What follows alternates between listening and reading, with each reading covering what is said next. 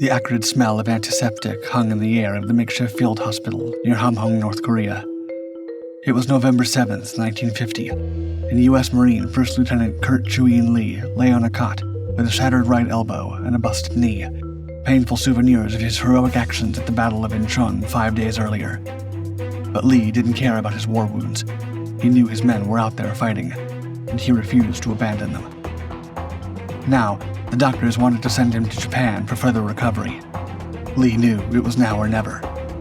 Under cover of night, he and another wounded Marine silently crept out of the hospital, commandeered an Army Jeep, and headed for the front lines. When it ran out of gas 10 miles short, they continued on foot, as fast as their injuries would allow. Upon arrival, Lee was quickly given command of the 2nd Rifle Platoon, and soon they were thrown into the fierce fighting of the Battle of the Chosin Reservoir. As the carnage raged around them on December 2nd, Lieutenant Colonel Ray Davis gave Lee's unit a daring mission to spearhead a 500-man thrust to relieve the besieged Fox Company, trapped on Fox Hill, a strategic position vital to controlling the entire region. Davis had given Lee only one instruction: stay off the heavily fortified roads. Beyond that, Lee was on his own. Laden with extra supplies, Lee's men trudged through deep snow and icy winds. The temperature had plummeted to 20 degrees below zero, and a blinding blizzard obscured their path. With only a compass as his guide, Lee led the column in single file, his arms still in a sling. Suddenly, enemy fire erupted from a rocky hill, pinning the Marines down. Lee's mind raced. Their mission couldn't fail. Too many lives depended on their success. As bullets whizzed overhead, Lee knew their only hope lay in a daring, almost reckless strategy. Born Chu-Yin Lee on January 21, 1926 in San Francisco to Chinese parents of limited means, the future war hero's family moved to Sacramento soon afterward. By high school, he already knew what he wanted to do with his life: join the U.S. military. Adopting the name Kurt, he joined his school's Junior Reserve Officers Training Corps program.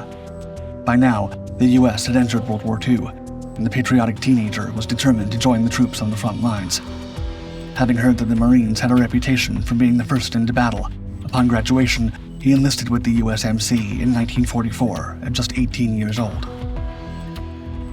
At 5 feet 6 inches tall and weighing around 130 pounds, Lee was on the small side for a Marine, but what he lacked in size, he made up for in character, saying, quote, "I wanted to dispel the notion about the Chinese being weak, bland, and obsequious."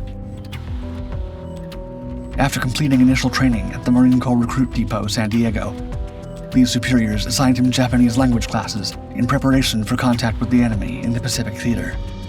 However, Lee's strong performance in class backfired when he was asked to stay on as the course instructor instead of shipping out to war as he had hoped.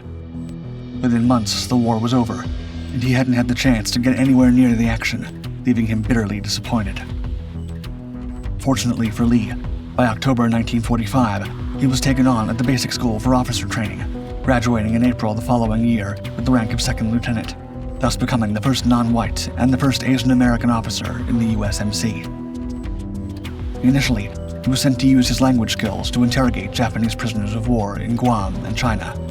But soon, another war would be on the horizon, and this time, Lee was determined not to miss out. On June 25, 1950, North Korea invaded South Korea, triggering the Korean War.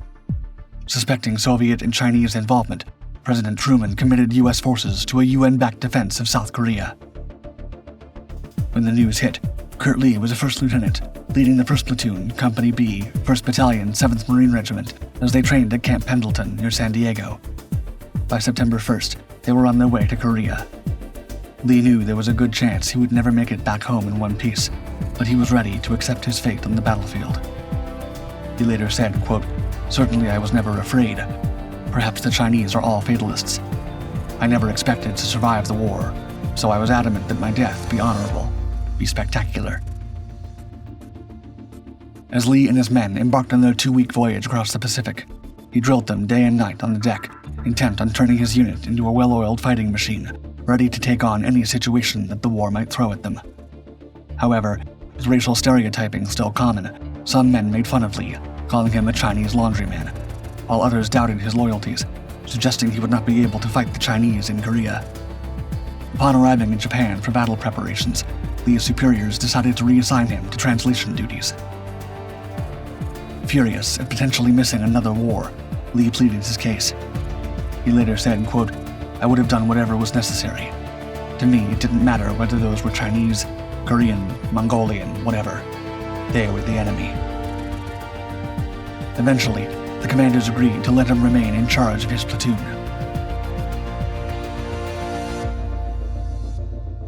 On September 21st, Lee's battalion stormed the beaches of Incheon, forcing the North Koreans into retreat. However, the following month, Chinese troops officially entered the conflict, drastically increasing the size of the challenge facing the UN forces. On the night of November 2nd, Lee's platoon found itself guarding a key supply route in the Sudong Gorge when they were suddenly subjected to a fierce attack by the Chinese. Outnumbered and caught off guard, the Marines found their left flank overrun. Lee later described the scene, saying, quote, "All hell broke loose. Whole place erupted with gunfire, explosions. The cacophony was tremendous. It was like we were in the middle of a trembling bowl of jelly." The moment for Lee to prove himself in battle had finally arrived. Without thinking twice, he surged well ahead of the American lines to perform a daring solo reconnaissance mission, skillfully dodging an intense barrage of automatic gunfire, grenades, and sniper shots as he did so. After assessing the enemy positions, he sprinted back to his men, who were struggling to hold back the Chinese onslaught. Lee could see the seriousness of the situation, but refused to be deterred. He swiftly reorganized his unit, redeploying their machine gun positions within a defensive perimeter, and devised an audacious plan. Putting his life on the line once more, Lee boldly charged up the Chinese-held slope alone as his men provided cover, hoping to draw enemy fire so that their muzzle flashes would reveal their positions to his men. As bullets whizzed past and explosions rocked the ground, Lee pressed on, attacking enemy positions one by one with hand grenades and gunfire. But unlike most of the other Marines, he had another secret weapon up his sleeve, the Mandarin Chinese language. As he approached the enemy troops, he would shout out, quote, "Don't shoot, I'm Chinese," in Mandarin. His accent clearly betrayed his American upbringing, but it was just enough to confuse his adversaries for a few moments and give him the upper hand. Inspired by their intrepid lieutenant's courageous one-man charge, other members of Lee's platoon soon joined him in a spirited counteroffensive, inflicting several casualties and forcing the enemy to pull back. Lee was later awarded the prestigious Navy Cross for his actions that night. However, the engagement left him with a badly wounded knee and a shattered elbow, so he was quickly evacuated to a Mobile Army Surgical Hospital, or MASH unit, outside near Hamhung. After 5 long days in the field hospital, Lee had just about had enough. Though his wounds were serious, he hated being away from his troops, feeling that he had abandoned them, and longed to return to the front lines. When Lee was informed he would soon be transferred to Japan for an extended recuperation period, it was the final straw. That night, he and another Marine patient escaped from the hospital, took an Army Jeep without authorization, and drove as fast as they could toward their unit's position. Eventually, the Jeep ran out of gas, leaving the 2 men to limp the last 10 miles on foot. Upon arrival, Lee was given command of the 2nd Rifle Platoon of Baker Company, replacing their own wounded officer. Though his arm was still in a cast, once again, he led the men through an intense training period, determined to prepare them as well as he could for their next combat situation. It would soon prove invaluable.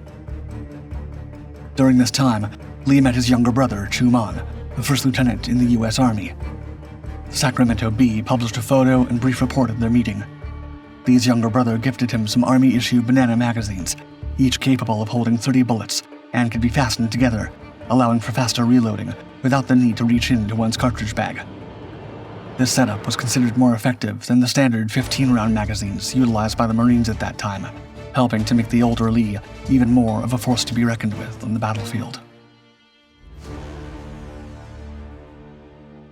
The Lee brothers rejoined their units just in time to face the Chinese second phase offensive, which began on November 25th and aimed to push the UN forces back out of North Korea. On November 30th, Chu Man Lee earned a Distinguished Service Cross for heroism in combat near Cunari. Meanwhile, Kurt Lee found himself in the rugged mountainous terrain surrounding the Chosin Reservoir as tens of thousands of Chinese troops closed in, vastly outnumbering the UN forces in the region. As the harsh Korean winter set in, Lee led his platoon over frozen wastelands, with temperatures often plummeting to more than 20 degrees below zero. He was still badly wounded, and now he was getting sick too, but he flatly refused to go back to the hospital. He had a unit to lead. On November 27th, the Chinese attacked UN troops near the reservoir, triggering several days of intense fighting. By December 2nd, Lee and his men were exhausted, but late in the day, 1st Battalion Commanding Officer Lieutenant Colonel Ray Davies gave them a crucial mission. The 8,000 men of Fox Company of the 2nd Battalion, 7th Marines were nearly overwhelmed by the Chinese on Fox Hill, a strategically vital location for control of the Chosin Reservoir Road, and desperately needed help. Davies' instructions were minimal. Knowing the enemy would be guarding the roads, he warned Lee to stay away from them, but told him little else. In spite of the daunting task that lay ahead, the plucky first lieutenant remained unfazed. Relying solely on his compass, he led the 2nd Rifle Platoon over the unforgiving icy landscape as a swirling snowstorm reduced their visibility to almost zero. As the troops pushed on through the relentless blizzard, suddenly they were hit by heavy fire coming from a nearby rocky hill. The Marines instantly took cover, but Lee knew they couldn't afford to waste a single second if they were to have any hope of saving Fox Company. He had to think of a plan, fast. Racking his brain for a solution that would allow them to advance, he recalled a tactic favored by General George S. Patton during World War II called marching fire, which involved troops quickly pushing forward in unison while firing their weapons without stopping to aim in order to keep the enemy's heads down. It was a risky strategy that would leave them exposed to the Chinese bullets, but if they could pull it off, it might just allow them to move ahead. Lee made his decision and gave the order. The Marines boldly surged forward, laying down suppressive fire as they went. Lee's gamble paid off. Before long, they had reached the rocky hill and started charging toward the enemy foxholes. Even though his arm remained in a cast, Lee himself was able to shoot down 2 Chinese soldiers as he made his way to the top of the hill. Upon reaching the crest, Lee was surprised to see a vast number of abandoned enemy foxholes on the other side of the hill, all facing the other direction. The Chinese soldiers had fled and were by now over 400 yards away. The enemy had obviously been expecting the Marines to attack from the road, but the Americans' unexpected flanking maneuver had caught them completely off guard. Now that the Chinese were withdrawing from the area, communication could be established with Fox Company, who were still putting up a dogged defense at Fox Hill. The 1st Battalion unleashed a barrage of high-explosive mortar rounds on the retreating enemy, combining the assault with an airstrike, while Lee led Baker Company through the chaos toward their beleaguered comrades in Fox Company. As they pressed forward, Lee's upper arm was hit by Chinese gunfire, just above the cast on his elbow. Despite the fresh wound, Lee soldiered on, rallying his troops before driving them onward, through a series of fierce skirmishes throughout the Tuktong Pass, until they ultimately secured the vital roadway, opening a lifeline to their isolated fellow Marines. While Lee and his men had successfully accomplished their mission of saving Fox Company, the Battle of Chosin Reservoir was far from over. On December 8th, Lee's platoon once again found themselves pinned down by heavy enemy fire while advancing south from Kotori. Recognizing the mounting casualties from the intense barrage, Lee fearlessly put himself in the line of fire as he moved among his troops to offer encouragement, while directing them to withdraw to cover, ensuring each of the wounded men made it to safety. With all the casualties under cover, he finally turned to seek shelter for himself, but just at that moment, he was caught by enemy machine gun fire. The resulting wounds were enough to bring an end to Lee's Korean War service, but his sterling efforts at the Battle of Chosin Reservoir were recognized with a Silver Star. Reflecting on the battle in 2002, Ray Davies, now a general, described Lee as the bravest Marine he'd ever known. After the Korean War, Lee remained a committed Marine, rising up through the ranks until he became a major in 1963.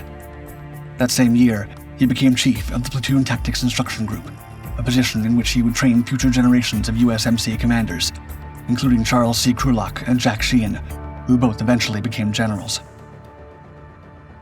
In 1965, he returned to Asia to serve as Division Combat Intelligence Officer for the 3rd Marine Division, 3rd Marine Amphibious Force in Vietnam. In this role, he created a division-level translation team in order to rapidly process foreign language documents captured from the enemy, before retiring from military life in 1968. He passed away in Washington, D.C. in 2014.